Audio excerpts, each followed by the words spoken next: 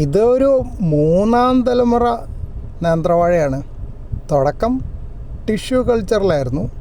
ഒരു പെൻസിലിൻ്റെ വണ്ണമുള്ള പേപ്പർ കപ്പിൽ കൊണ്ടുവന്ന ചെടികളായിരുന്നു ആദ്യ തലമുറ.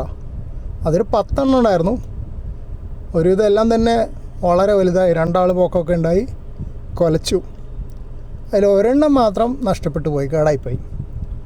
പിന്നീട് 2ാം തലമുറ വന്നപ്പോൾ ഒന്നും അങ്ങ് ശരിയാവുന്നില്ല. കുറേ വലുതാവും, പിന്നെ കുലയ്ക്കും. കുല കുറച്ച് മൂക്കാറാവും, മൂക്കൊന്നുമില്ല, പകുതി ആകുമ്പോൾ തന്നെ വാഴ ഒടിഞ്ഞു വീഴും. ഇനിയിപ്പോൾ തണ്ട് തരപ്പൻ പുഴുവിൻ്റെ ആണോ എന്താണെന്നറിയില്ല, കംപ്ലീറ്റ് അങ്ങ് നശിച്ചു പോകും. പക്ഷേ തൈകളുണ്ടാവും, തൈകൾ വളർന്നു വരും.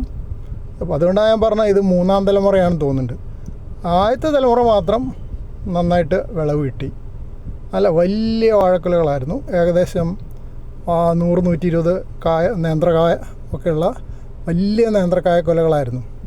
അതുകൊണ്ടാണ് ആ വാഴക്കുല മൂക്കോ ഇല്ലേ, വിളഞ്ഞു കിട്ടുമോ എന്നൊക്കെ സംശയം വന്നത്.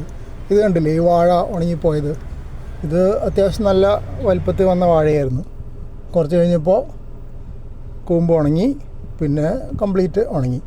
ഇതിപ്പോൾ 1-2 ഒന്നല്ല, ഒരു 10-15 എണ്ണം ഇങ്ങനെ നഷ്ടപ്പെട്ടിട്ടുണ്ട്.